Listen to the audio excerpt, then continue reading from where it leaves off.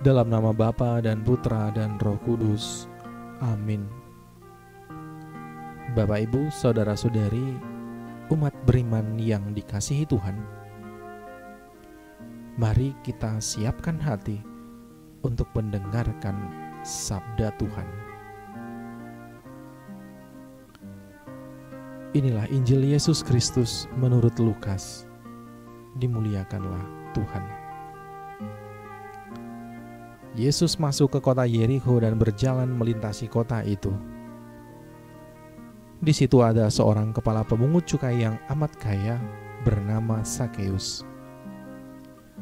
Ia berusaha melihat orang apakah Yesus itu, tetapi tidak berhasil karena orang banyak dan ia berbadan pendek. Maka berlarilah ia mendahului orang banyak, lalu memanjat pohon ara untuk melihat Yesus yang akan lewat di situ. Ketika Yesus sampai ke tempat itu, ia melihat ke atas dan berkata, "Sakeus, segeralah turun. Hari ini aku mau menumpang di rumahmu." Sakeus segera turun dan menerima Yesus dengan sukacita. Tetapi semua orang yang melihat hal itu bersungut-sungut, katanya, "Ia menumpang di rumah orang berdosa." Tetapi Sakeus berdiri dan berkata kepada Tuhan, "Tuhan, separuh dari milikku akan kuberikan kepada orang miskin. Dan sekiranya ada sesuatu yang kuperas dari seseorang, akan kukembalikan 4 kali lipat." Kata Yesus kepadanya, "Hari ini terjadilah keselamatan atas rumah ini, karena orang ini pun anak Abraham. Anak manusia memang datang untuk mencari dan menyelamatkan yang hilang." Demikianlah Injil Tuhan. Terpujilah Kristus.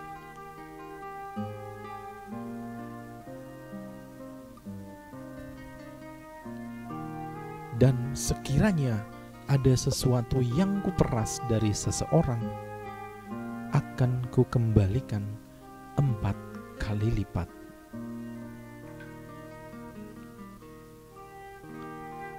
Saudara-saudari umat beriman yang terkasih, kisah tentang Sakeus si pemungut cukai sangat akrab di telinga umat beriman. Orang-orang sering fokus pada badannya yang pendek dan kenekatannya memanjat pohon. Lalu kisah itu seolah berakhir ketika Yesus pergi ke rumah Sakeus.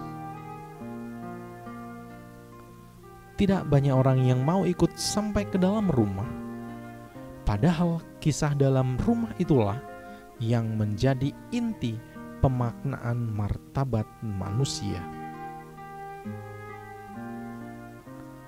Seorang pemungut cukai sudah terbiasa hidup dalam kebencian oleh orang-orang sebangsanya. Mereka dipandang sama dengan seorang penjahat karena mengambil lebih dari bangsanya sendiri. Apalagi Sakeus, seorang kepala pemungut cukai. Betapa berlipat ganda kebencian yang ia terima, bahkan menerima kebencian itu tanpa berbuat jahat karena stereotip yang sudah melekat. Boleh jadi kita seringkali menempatkan diri pada posisi mereka yang sudah lebih dahulu mengadili. Kalau boleh kita cermati, Sakeus mengatakan, "Sekiranya ada sesuatu yang kuperas,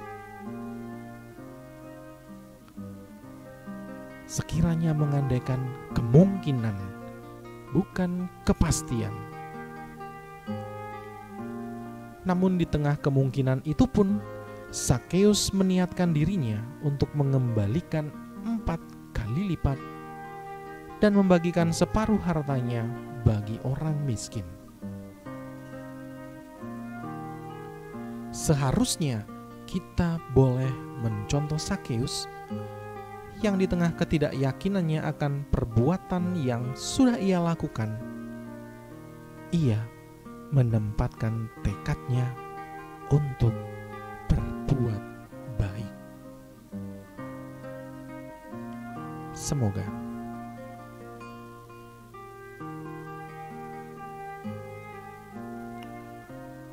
marilah kita berdoa.